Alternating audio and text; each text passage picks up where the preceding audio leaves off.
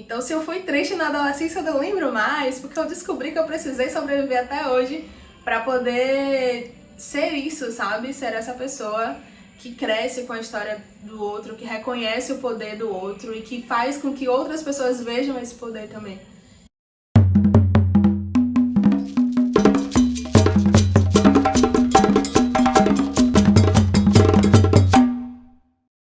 Eu sou Rúbia Mello, filha de Dona Tânia e seu Ronaldo, irmã de Rafael. Nossa. Qual o seu telefone? A cidade onde você tá colocando? Nome, estado civil, tudo, né? Vai com nossos seguidores. Signo também? Signo e ascendente. Mapa astral. Sou estudante da vida, aventureira. Chegou uma época que eu já cheguei a colocar em uma empresa que eu era fazedora de coisas, pra você ter noção. Sou a moleca do Brasil, saio por aí com a minha sacolinha, colhendo, trocando e vou seguindo os afazeres da vida. Já passei por várias áreas diferentes em termos de estudos e de profissões. Eu me sinto uma pessoa de conexões. Conecto pessoas com outras pessoas, pessoas com ideias e projetos e coisas. Eu até defino isso no Instagram. Conecto pessoas, trabalhos e projetos. Eu sou essa pessoa da comunicação mesmo. Eu acho que não tinha como eu fazer outra coisa, apesar de ter estudado várias outras áreas, vim da indústria, vim da gestão. Eu gosto de comunicar, eu sempre gostei de comunicar, é o que eu gosto de fazer. Eu queria ser modelo, atriz e cantora, cresci querendo ser modelo, atriz e cantora. Eu dançava, já dançava, nossa, eu era a mini Débora, a mini Sheila, a morena do tio. E depois eu era as Spice Girls do prédio. Quando tinha qualquer evento assim no condomínio, eu subia no caminhão, porque o palco era um caminhão, e eu sempre participava dos concursos de dança, sempre. Participava dos desfiles do conjunto inteiro, e olha que antes era só na minha rua, e tinha a rua do lado fazia um desfile também, eu participava, porque eu conhecia todo mundo do conjunto, e o conjunto é imenso. E aí eu participava de vários desfiles na rua de cima, na rua de baixo, na rua do lado, no prédio de baixo, e tipo, é incrível como eu realmente estava focada em ser modelo, atriz e cantora. Inclusive teve nessas épocas, né, que tem os caça-talentos, pediam pra minha mãe me levar porque eu era uma criança espótica. Então, só que minha mãe não me levou, ela dizia que tinha medo de me pegarem e de eu enlouquecer, sei lá. Não adiantou, porque eu trabalhei com... Eu não sou a modelo, mas eu já trabalhei com modelos. Já trabalhei... Eu não sou dançarina, mas eu já trabalhei com dançarinas. Então, não sou atriz, mas eu trabalho com atrizes. Então, de certa forma, a mini Rúbia tá feliz com a Rúbia de hoje, porque eu segui, continuo me comunicando com todo mundo, continuo atuando nos espaços que eu gostava de atuar quando era criança também.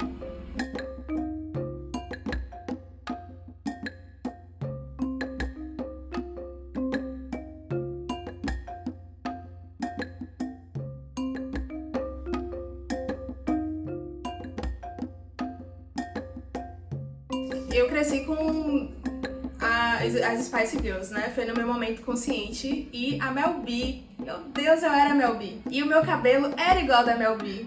E a minha mãe fazia aquele penteadinho de um coquinho aqui e o meu black atrás. Tipo, e eu sempre andava de caixinho, porque o meu cabelo é bem cacheadinho. E ele define mesmo, então ela já fazia os penteadinhos. Só que minha mãe não deixava eu usar as roupas extravagantes da Spice, porque ela já dizia que eu chamava muita atenção. Eu já andava de cropped, porque na época não era cropped, era top, e short. Então ela não vão ficar dando um animal print pra uma criança, né? Ela nem sabia o que era animal print, mas aquela estampa de bichinho ela não deixava eu usar. Eu achava lindo, eu já queria. Mas aí meu pai trazia as roupas que hoje em dia é jogger, que é da Mel C. Ou seja, a minha referência é de fato as Spice Girls. Ou eu tinha a coisa mais fofinha, que era da Emma, que usava as coisinhas de camurça, de veludo, tal. Aí eu usava o que os meus pais me davam, mas era sempre conjuntinhos mas a minha personalidade era da Mel C. E a Wannabe, assim, a música da minha vida. Eu nem sabia o que significava, mas se quiser se apaixonar, era o meu lema, sabe? Desde criança. Não sabia o que era paixão, mas eu sabia o estilo, o jeito, e era aquilo que eu queria. Eu era triste, né, gente? Eu sou cringe, então eu era triste nessa época. Eu adorava rock, eu era roqueira. Eu já tinha vergonha de dançar, eu já não queria mais dançar. Eu continuo sendo amiga de todo mundo, mas é aquela pegada de a gente não dança, a gente só bebe, né? Aquela fase, vamos só fazer as amizades, tipo assim. Mas aí veio o Beyoncé. E as músicas da Beyoncé também não são nada assim legais, sabe? Assim, não é coisa fofa. Hoje em dia é sobre empoderamento. Hoje em dia é sobre você ser quem você é de fato, sobre a essência, sobre outras coisas. Mas a Beyoncé do passado veio no formatinho de girl band, então ela veio com Destiny's Child. E eu amava Destiny's Child, eu amava a Ciara, tinha a Queen Latifah também que cantava, a Missy Elliott, mas eu não queria mais ser modelo, atriz e cantora, eu só queria ter, sei lá, ser alguém.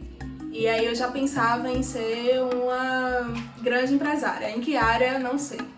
E aí, por ser colégio técnico, o meu foco era trabalhar na Petrobras. Eu queria ter dinheiro, sabe? A ideia era essa.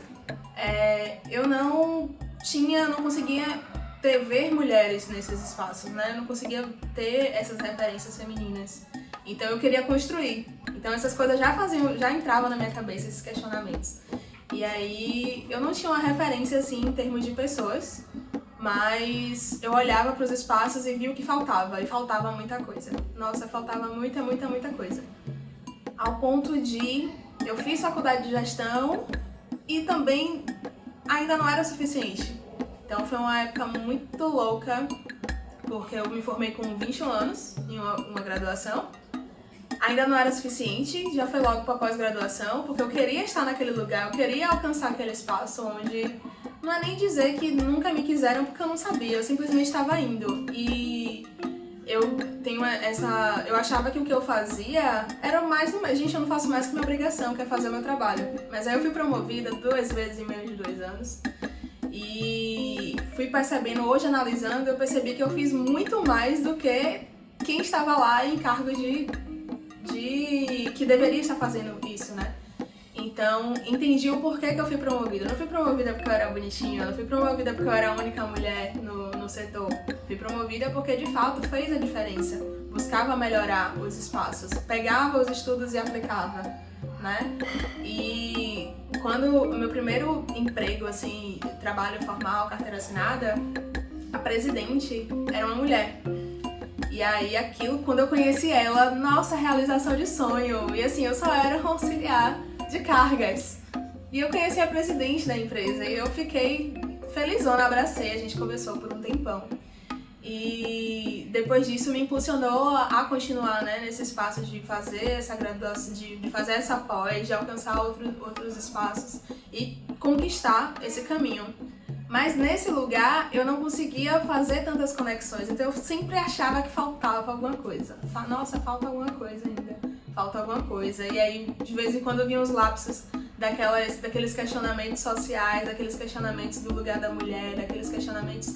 Porque por mais que eu fizesse muita coisa nos espaços, por mais que eu melhorasse a forma de trabalho, por mais que eu implantasse uma metodologia que foi aplicada em outros estados, por mais que tudo isso estivesse acontecendo, eu ainda era um assistente, eu ainda era um auxiliar.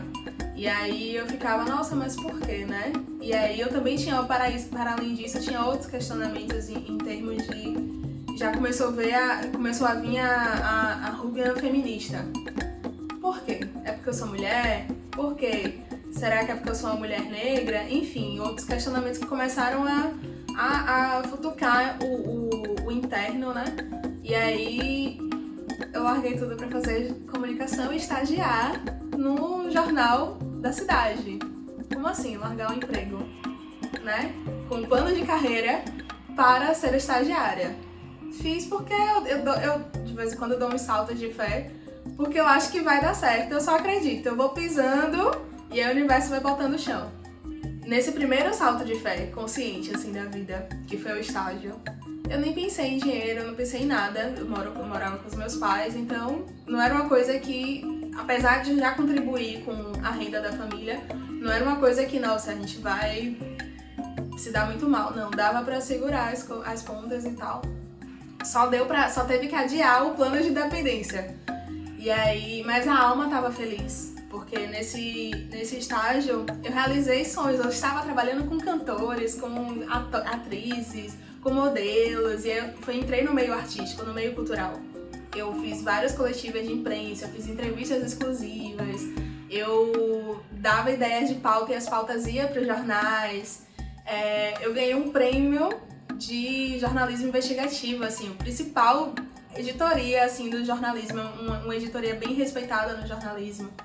Então, o lado pesquisadora ativou, assim, a formiguinha. O prêmio encheu o ego, assim, para um jornalista ganhar um prêmio, misericórdia. É porque você não precisa disso para saber que é bom. Mas quando você tem isso, é a certeza que você tá no caminho certo. De que o seu olhar tá certo. De que a pulguinha da curiosidade de buscar a pauta tá certa. E nessa matéria investigativa eu ainda era estagiária, tinha um coordenador, a gente ajudou, né? E aí eu fiz a parte do audiovisual e das mídias. A gente criou conteúdo para as redes sociais. E aí a gente deu a ideia de fazer um documentário e fazer pílulas para o online. E aí o jornal foi a editoria do online e também na versão impressa. Porque foi tão acessado que eles falaram, não, a matéria tá muito boa pra ficar só no online. Então vai pra impressa. E a gente ganhou na categoria online, né? Porque foi uma fase de inovação do jornal. E chegou a categoria da América Latina. E aí veio o audiovisual, veio a oportunidade de trabalhar no audiovisual, onde eu circulei por todas as áreas. E a área que eu mais gostei foi a área de negócios, a área de produção executiva. Porque é você pensar no projeto desde quando ele é só uma ideia, transformar ele no projeto, pensar em como realizar ele e buscar meios para poder fazer isso. E aí foi a área que eu mais me identifiquei. Já fiz produção, já trabalhei, eu só não trabalhei na arte, mas já trabalhei com fotografia, já trabalhei com som, já trabalhei com making off, já trabalhei já trabalhei com todas as áreas. E aí a área que eu mais gosto é a de negócios, é a parte executiva mesmo, porque mistura, eu consegui utilizar a minha pós, eu consegui utilizar a minha primeira graduação. Não é só a comunicação, mas tem muito do relacionamento também que precisa ser feito. Tem que pensar também como comunicar isso, então eu não largo, eu gosto dos dois, eu gosto de tudo isso. Meu sonho era ter uma revista, trabalhar em uma revista. E aí, depois que eu me formei em jornalismo, já quase não tinha as revistas que eu lia na adolescência. E assim, na fase do início da fase adulta também. Então era uma coisa que eu sentia falta. Já trabalhei em jornal, já trabalhei com TV, rádio não era muito minha praia, mas eu queria trabalhar em revista e não tinha revista. Mas aí eu tinha umas amigas loucas que aí a gente também deu um outro salto de fé de não tem, a gente vai fazer a nossa, vamos fazer a nossa revista. E aí a gente já fez a nossa primeira revista online, que inclusive foi a primeira revista online da Bahia para falar de um tema sobre mulheres, sobre empoderamento, sobre pautas realizadas por mulheres, que era um questionamento. Porque existem mulheres que fazem tudo e que elas não são noticiadas, elas não são mostradas, não existe referência de mulheres nas outras áreas. A gente só vê mulheres mais assim como professora, em outra área, ou enfermeira. Nas outras áreas a gente não vê isso. Uma criança vai crescer sem saber que existe uma mulher super empresária foda, ou que vai uma mulher cientista super foda, ou uma mulher advogada super foda. Porque a gente não tem essas referências sendo mostradas. E foi com a ideia de mostrar a mulher na sua essência, a mulher real e o dia a dia dessas guerreiras que foi criado o site Seja Extraordinária. A gente vê as mulheres no ramo artístico e aí as mulheres comuns do cotidiano não acreditam no seu potencial, sendo que a gente sempre tem aquela vizinha, aquela tia, aquela mãe, aquela avó que dá aquela força, que segura uma história tremenda. Então, por que não contar essas histórias? E aí, assim surgiu a Seja Extraordinária. Pra mim é outra realização de sonho, assim, quando eu comecei a trabalhar, né, no site, que não é só um site, a intenção era ser uma revista, a gente criou várias editorias: política, saúde, economia, perfis, tinha colunas sobre maternidade, coluna sobre falar de corpos de moda, coluna para falar sobre esporte, a gente falava sobre tudo, sobre viagens, a gente gostava de falar sobre tudo, sobre sexo, por que não, né? A gente só vê maneiras de como agradar um homem. Ah, pera, a gente não nascemos pra agradar ninguém, a gente tem que se agradar. A gente tem que compreender que só da gente existir já é a nossa missão no mundo. E era isso que eu queria dizer com a Ser Extraordinária. E aí quando eu comecei a fazer isso, quando eu vi, meu Deus, não é só um salto de fé individual, é um trabalho coletivo. Consegui juntar várias pessoas loucas, assim como eu, que também acreditaram e que deram esse salto de fé. E que, assim, pra mim, é uma missão, foi uma missão na minha vida, assim, trabalhar com isso, porque alimentava, mais do que alimentar minha alma de uma forma momentânea, assim, no sentido do ego, de nossa, estou aqui nesse lugar com um monte de gente famosa, mas de alimentar a minha alma no sentido de estou fazendo a diferença para a vida de outras mulheres. E a gente quer usar esse poder para contar boas histórias, porque é possível também. O meio tem, a ferramenta tem, ela é ótima, ela pode se propagar. E como o Nath falou, a gente está na frequência do amor, a gente está na frequência de contar boas histórias e querer repercutir isso. E aí, uma coisa que eu fico pensando, velho, os meus saltos de fé são, tipo, eu só vou e, de certa forma, me alimenta, me faz crescer mais, me faz, sei lá, sentir que eu tenho um papel nesse mundo.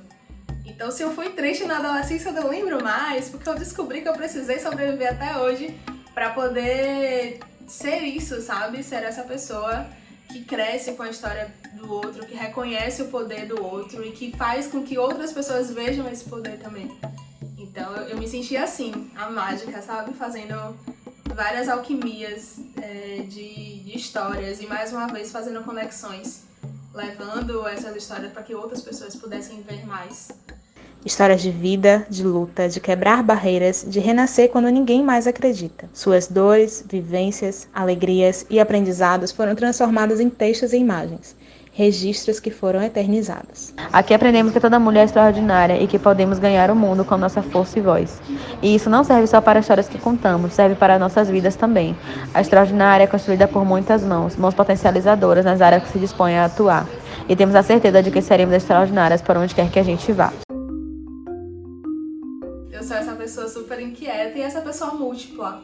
Eu acho que todo mundo é, mas a gente, talvez por não ter alguém para poder dizer não, vá, alguém para dizer confia e vá, isso faz diferença, né? Eu tenho pais incríveis, eu tenho uma família maravilhosa que eu sou essa pessoa criativa, com essa mente assim, ó, que pulsa várias ideias e todo mundo fala, nossa, que legal.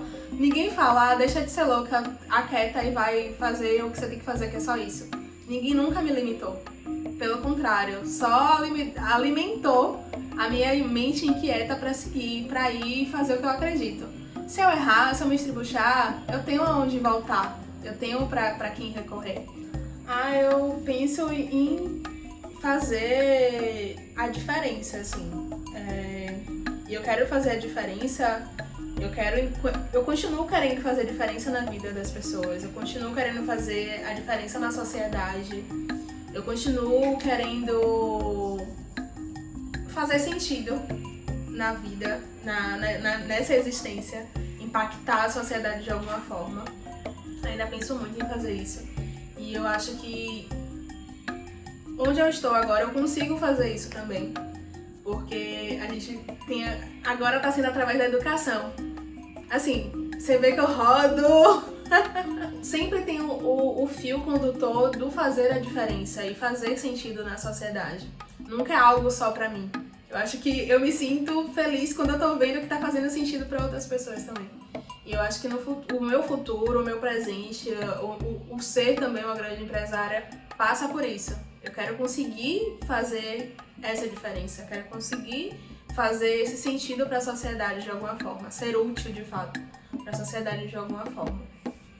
Se joga, vá minha filha, vá, quer dançar, dance, quer cantar, cante, quer atuar, atue, faça o que seu coração fica feliz de fazer. O nosso corpo sabe o que a gente quer, o nosso corpo sabe o que a gente precisa, é só ir, é só confiar.